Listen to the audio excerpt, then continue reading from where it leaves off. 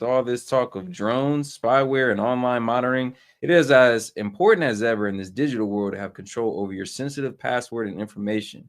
Guys, it's 2025. Hackers and scammers are only getting smarter. If you don't want to leave yourself vulnerable or compromised online, this year we are sponsored by Aura, who offers services such as password management, financial fraud protection, and identity theft protection to help monitor and safekeep your most personal data. More services are offered as well, though. So I've signed up for the service myself. It's simple, easy to use, and it's free to try for 2 weeks, which is enough time for Aura to do its magic. Do yourself a favor, click the link in our description, visit aura.com/SKM for Saint Media, and sign up for Aura. We appreciate you guys and shout out our sponsor. Fire in Lebanon. We have a new government in Lebanon. That isolated Hamas. Iran is in the weakest position it's been in the Middle East in decades. So we went back to the table in December. Hamas, for the first time, was ready to accept the May framework and begin to release hostages. It wasn't until early January that they actually approved the hostage list, and that's how we got to the result today. But do we know Keith Siegel, Sagi Chen, and Dan Alexander, how they're doing? Keith will come out in phase one. Sagi will come out in phase one. See, here's the thing, though. So why did Hamas immediately agree to the list? I think pretty much they heard that word from Trump. Like, yo, if y'all, I'm going to say this for lack of better words, if y'all pussyfoot this any longer, bro, it's going to be a problem. Yeah. If y'all delay this any longer, if y'all take any longer to get this stuff situated, there's going to be a problem. That's and that's the point I wanted to make as well. It wasn't the framework, quote unquote, that Biden put in place in May. It was the threats from Trump. It was what he said. It was the impeding news of the inauguration. Like, everybody knows Trump plays ball. Like, he says something that's going to be that. It wasn't Biden and his last days of cool management of the situation. It was Trump getting in office, and everybody knew on day one he was going to do something. And here's the thing: if it took, if he did this all the way at the beginning of April, why did it take so long? Almost to the end of his presidency, days before the end of his presidency. Why did Trump have to conveniently come out and say, if y'all don't hurry this up, there's going to be a problem for it to be solved? And then subsequently, after he said it, everything started to get in motion. Like, come on, use your brain. It wasn't Biden. It was Trump. Idan was a uniformed Israeli soldier. He was phase two, but we are committed. I think you just heard this from Mike Waltz, and we've been working seamlessly with the incoming team. I think this is a testament to President Biden and to President Trump, allowing us to work together. I worked with Steve Witkoff over the last week. Again, a partnership, I think, historic to help get this done. Trump's envoy. We are committed to getting Idan out as early as possible. I spoke with Adi Alexander, Idan's father, just last night. So Prime Minister Netanyahu described this overnight as a temporary ceasefire, and he says he has permission to begin fighting as needed. Do you believe he sees this as just a strategic pause, or that he actually wants to end this war? The way the deal is structured, on day 16, the negotiations begin for phase two. Phase two will begin a negotiation for the exchange of soldiers to Palestinian prisoners, but also the conditions have to be set for phase two. And we support the Israelis in making sure those conditions are set so Hamas can never come back to power in Gaza. Hamas can never again threaten Israel from Gaza. Now, here's the thing, though. I mean, how's this going to be a ceasefire, but you're still trying to topple their government? I mean, okay, so y'all exchange the hostages. Now that it's a hostage-free war, I go back to business as usual.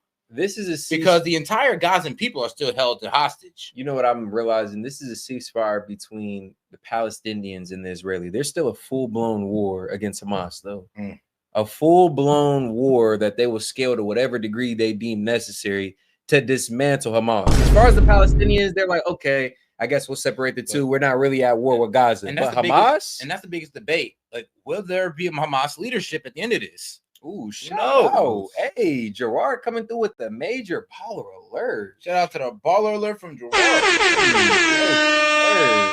He done did the math. He said $2 times 28 equals $56. That should cover conspiracy hour. Hey. Shout out Gerard, man. We got you on that one, man. Salute. And shout out Diamond, $2. He said, like the video. Hey, appreciate the support, man. Yes, sir. Those conditions have to be set. We in the Biden administration have been very clear. We want to see this deal reach all three phases. Every hostage come home. I think the Trump administration very much. Everybody thank Gerard, conspiracy hour, because of Gerard. Shares that objective. And the template, the roadmap, again, that the president set out in May. This was the roadmap ultimately to ending the war, getting everybody home is the only way to do it. That roadmap is now in place. We have a ceasefire today in Gaza, and we have a good chance to get every hostage home. And we got to do everything we can to make that happen. Well, Hamas, according to Secretary Blinken, has recruited almost as many new militants as it has lost over the course of this war. Blinken said that this week. Hamas has been significantly decimated. Its leader, Yahya Sinwar, was killed in October. Yeah. Without that, we would not be at this deal. Hamas on October 7th was an organized military formation. It invaded Israel with 3,500 troops in military formations, combat brigades. It is now no longer able to do that. It does not have military capacity. But that argues that Israel has done something. Yeah, but here's the thing, though. I mean, all right. How do we know that the people of Palestine, the people of Gaza, do not share any sentiments with Hamas? How do we not know that? These people were voted into power. I mean, you kill their leader, so, I mean, at the end of the day, so what? It can easily be replaced if we do not solve the main problem down there. They're just going to be another Hamas leader that's going to take up arms probably in the next 10 to 20 years, and we're right back here. So how do we make sure that these people are satisfied to the point that they don't need to do that no more? Or we can just admit that we don't give a shit. I care, but there's some people who play like they give a crap, but really don't. And let's be real. If that's the case, then shoot, why? What's the point of arguing about a genocide? What's the point of arguing it? If we're going to create more terrorists, if we're going to just create more Hamas, then we might as well just say F it, eradicate them all. That's not where my stance is on it, but that's where it seems to be some of these people's stance, these pro-Israel people's stance on it. And I support Israel being a state and be able to live in peace and all that, but I mean, like, where are y'all going with this? That may backfire on them in terms of the humanitarian situation that has allowed Hamas not to lose support, but to continue. And shout out Diamond. She just liked the video. And thanks, Gerard. Because of Gerard, y'all have a conspiracy, all right, man. Shout out Gerard. Continue to recruit. To get the, I've worked closely with my Israeli colleagues. I've spent hours with Prime Minister Netanyahu. There's a deal that he fully supports. They agree there's a moral debt to these hostages. You have to get them out. And Israel's also going to make sure that it protects its national security. And we're going to make sure we did that. You know, Margaret, we got this deal without that wider Middle East war that everybody was predicting. Americans did not get drawn into a wider Middle East war. We defended Israel from Iranian missiles. We supported Israel going after Hezbollah. We supported Israel going after Hamas. We have defanged Iran's proxy networks around the region. And that led to the isolation of Hamas to actually get this deal today. That's how we got to this point. Okay. I have to take a break here, Brett, so don't mean to cut you off, but we will have more questions, but we have to take a quick break. Stay with us.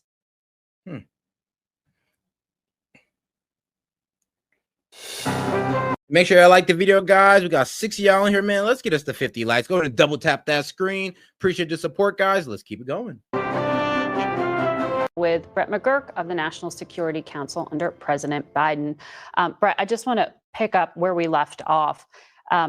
Just this past week, President Biden gave one of his last interviews, and he shared a private conversation with Prime Minister Netanyahu. Take a listen to it. I said, but Bibi, I said, you can't be carpet bombing these communities. And he said to me, well, you did it. You carpet bomb, not his exact words, but you carpet bomb Berlin.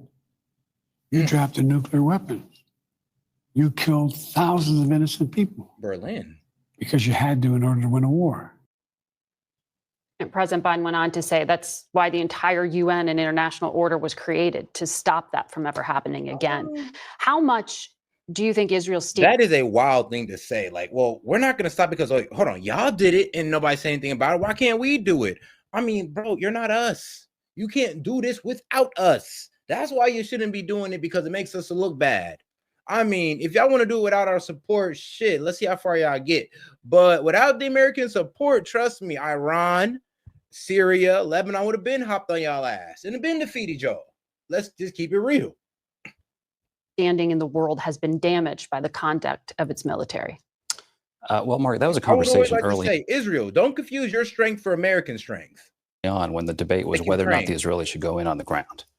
And we had a debate with them about that. Ultimately, we supported them, and they were right, because Hamas was living in 400 miles of tunnels underneath Gaza. There was no way to root out Hamas without going into Gaza. And frankly, but he was talking dropping bombs. But you can see Hamas, but I'm just going back to what the conversation was about. It was about how this was going to go. And look, we've worked very closely with the Israelis. Too many people have died in this war. That's why we work so hard to get to where we are today with a ceasefire. The ceasefire today, this framework, this roadmap, the president. But on which side, my friend? I mean, like, be honest. Oh, too many people died in this war. You mean too many Palestinians have died in this war, not Israelis. I mean, hey, man, I don't know what the death count on Israel is, but I guarantee you it's less than 20,000, less than 10,000, I dare say. But I can guarantee you that the Palestinians is somewhere up in the 40K and above. President laid out Some people even say 100K. in May was the only way to end the war. And the only way to end the war was, frankly, with massive pressure on Hamas and knocking out the other proxies that were supporting Hamas. I just have to emphasize this again. Yeah. When Hezbollah was firing on Israel every single day, it was Hassan Nasrallah's position that they would not stop shooting at Israel and making northern Israel a no man's land until Israel accepted all of Hamas's terms in Gaza. Israel had to knock out Hezbollah to get this deal. That's what happened with the ceasefire at the end of November. That's what opened up the space to get this deal. It's been a brutal war, but to end it, we had to get the ceasefire deal. And to do that, we had to support Israel and back them up, and we did. Well, we will see if the ceasefire becomes an end to the war and there's more diplomacy ahead. Brett McGurk, thank you for sharing the details. We're going to turn now to Republican Senator Lindsey Graham, who joins us this morning from Seneca, South Carolina. Good morning to you, Senator. Good morning. I imagine you are supportive of this ceasefire and Mike Waltz's pledge to see it through. Yeah, I very much appreciate what Brett and Steve Witkoff have done. Let me just say this. These people would not be coming out if Donald Trump had not demanded they be out. Everything Brett said about pressure on Hamas and Iran is true, but the game changer when Trump said, I want them out, all hell will be to pay. Now, here's what I'm hoping. They come out, the deal holds, but what does the end of the war look like? I want to reinforce something to you. This war will never end with Hamas in charge of Gaza, politically or militarily. Their days are numbered.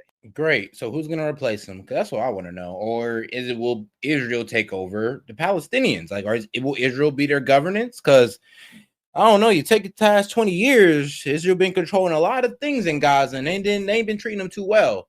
So if Israel was treating them well, I don't think that Hamas would have did what they did if Israel was treating them well. And the next question for the world is, what do we do about the Iran nuclear program? That's where we're going to move to next. There's diplomacy. There's a 1 in a trillion chance you'll degrade the Iranian nuclear program through diplomacy. There's a 90% chance you'll degrade it through military action by Israel, supported by the United States. So the next topic I will be engaging in with President Trump is to take this moment in time to decimate the Iran nuclear program because they're so exposed. What does that mean? Help Israel deliver a knockout blow. What does that mean? You're going to urge him to have Israel bomb Iran's facilities that are underground and would require U.S. military support to actually be effective? Yeah. I don't like that idea. I'm going to urge the decimation of the Iranian nuclear program. I don't think diplomacy works.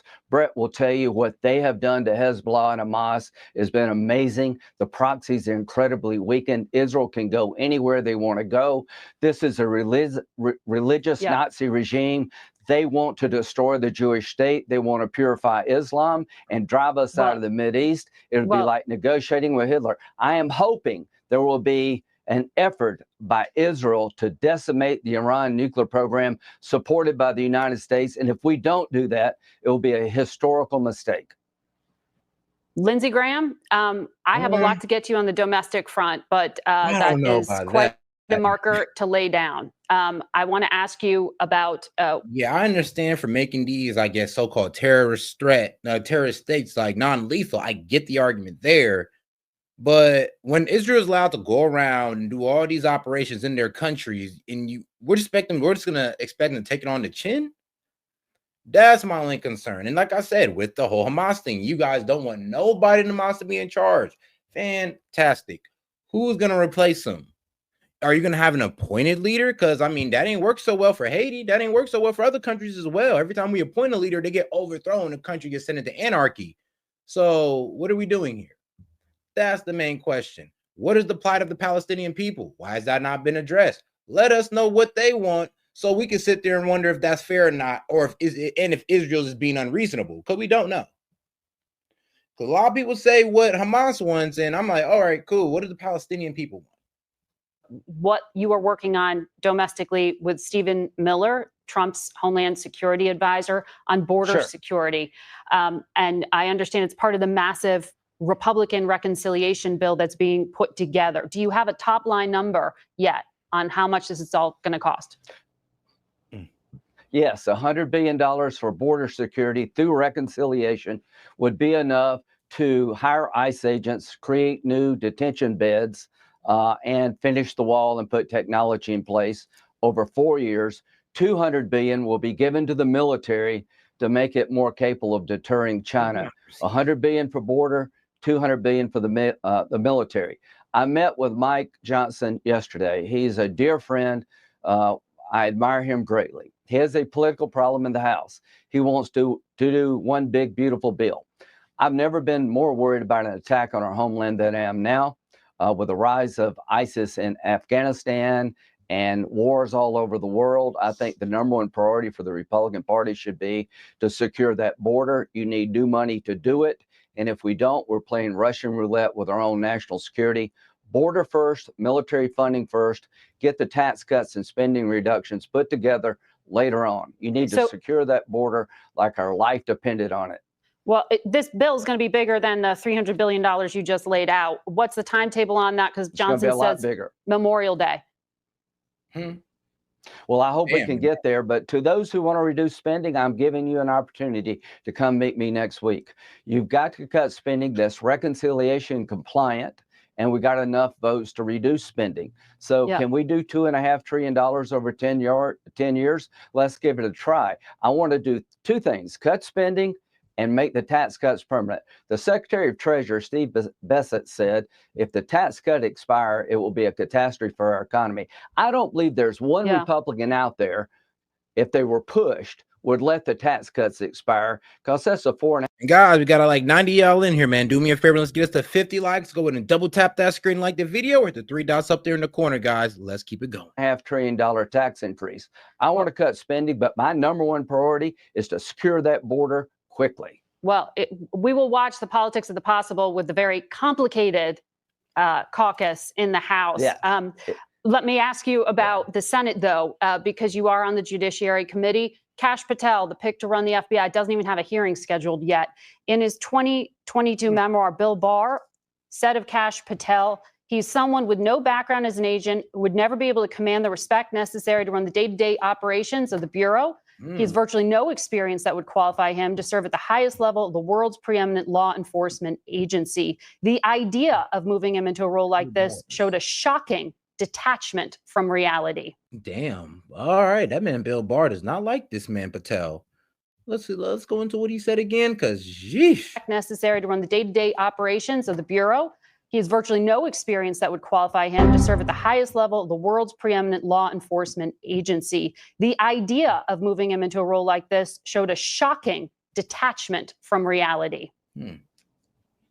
Was Attorney General Barr wrong then and wrong now? Yeah, me too. I like to, bro, you need to go into deeper detail. You just call this man completely delusional. Please tell us a delusional moment you had with this man instead of just saying it. Now? Yeah, he was wrong then, he's wrong now. And I take my advice on Kash Patel from Trey Gowdy, dear friend from South Carolina who worked with Kash. Kash was a public defender. He was a prosecutor. He worked with Trey Gowdy about the Russia hoax. So I do think he has the experience. He has the trust of the president. And we'll see how all this plays out. But Trey Gowdy is enthusiastically supporting Kash Patel, and that means a lot to me. Well, okay. But he's got a list he's published, Kash Patel has. He published it in a book of enemies. It includes people like the FBI director, Defense Secretary Austin, Bill Barr, former White House counsel Pat Cipollone, former CIA director Gina Haspel, the head of CENTCOM. I mean, do you take him at his word here that these are an enemies list and you're going to put him in a law enforcement role to go after him? I believe the hearing will expose him to be a very qualified man of the law. He wrote a book. He'll have to answer questions about what's in the book. But I'm ready to vote. And the book he wrote about was Now, this is where they say he was delusional for. He wrote a book, a fantasy book about Trump, who was a king, and how he was just this, mage that was looking out for the king type stuff. and he created a children's book and a fantasy children's book about that. Yes, Trump King, he's a magical mage. Now, you could say, oh, he's expressing creativity, or that's a bit weird. I kind of see it as both, but hey, that's me. For him, because I know him too.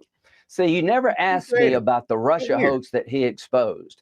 People on the right believe that he was part of the solution, not the problem. You asked a good question of Brett. Has Israel suffered because of this war? They went too far on the world stage. Here's what's happened on the world stage. The International Criminal Court is going to be sanctioned by the Congress, Republicans and Democrats, because they're trying to prosecute the Prime Minister and Defense Lindsey Graham, this is a far cry from the question about Kash Patel. You took me all the way to Israel from Kash Patel. Are you you're committing to vote for him no matter what?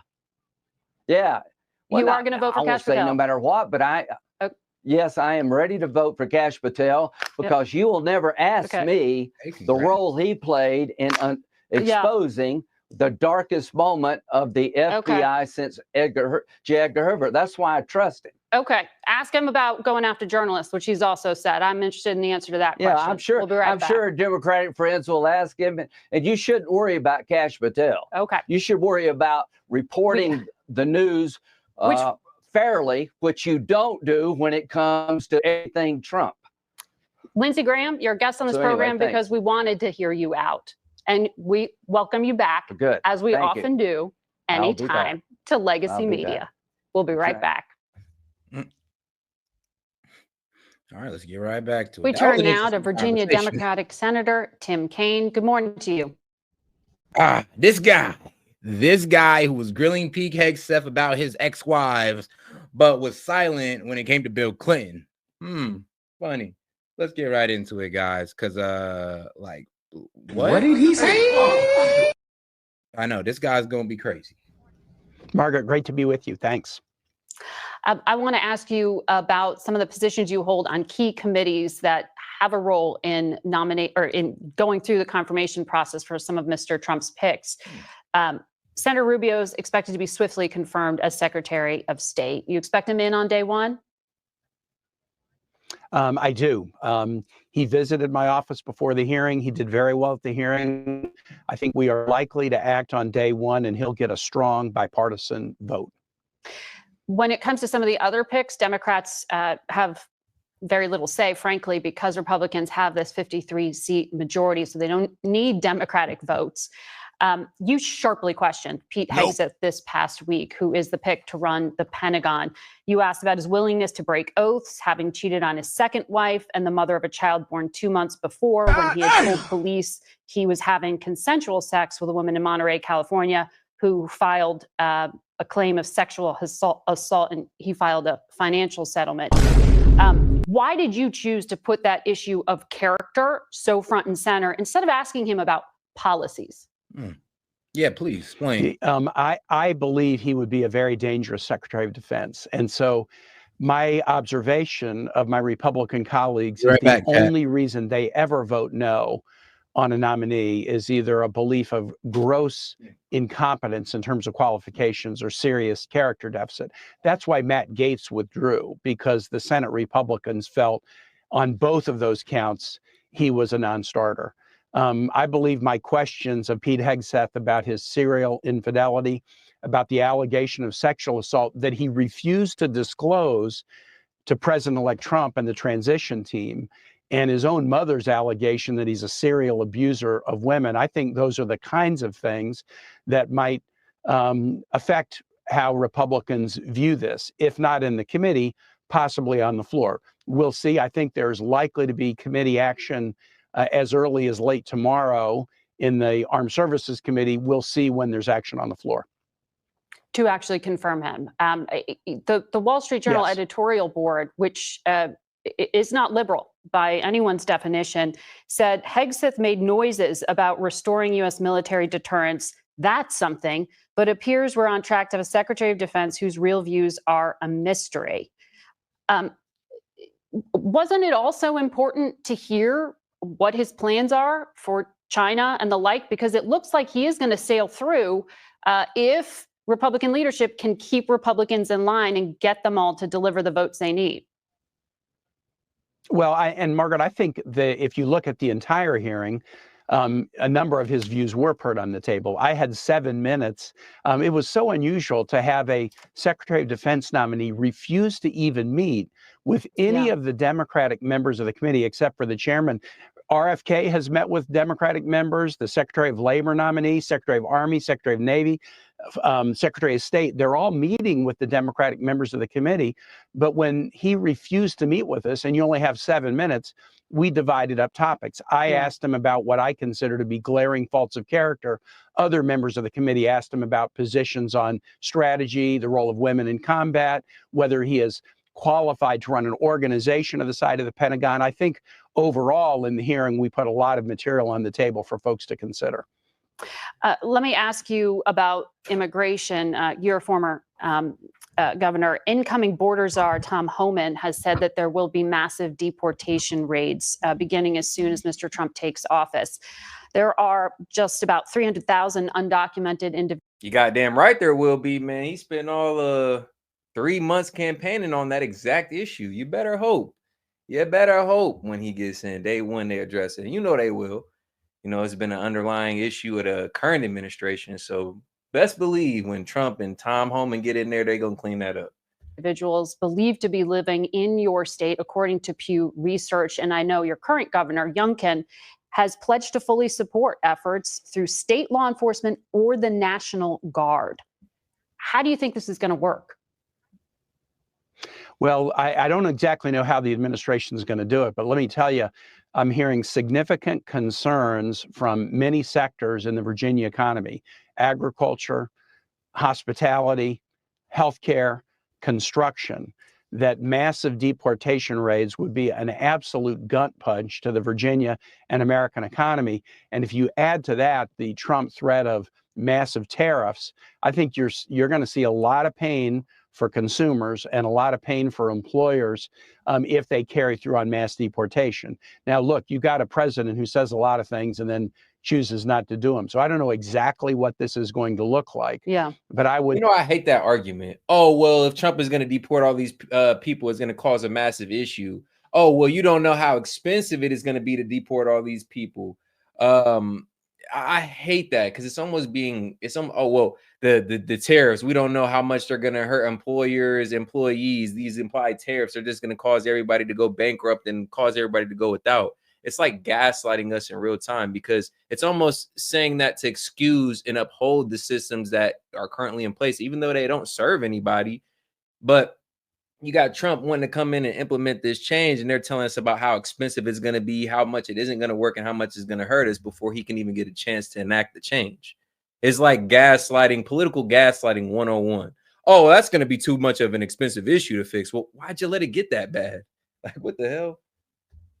Say that the economy of Virginia and the economy of this country is going to suffer through mass deportations and tariffs if they go forward with what the like, oh, well, you guys don't know how much of an issue that's going to cause for the job market when they deport all these illegals. Like, bro, it's causing an issue right now. Motherfuckers can't get a job because the job pool has been widened with people who shouldn't even be here.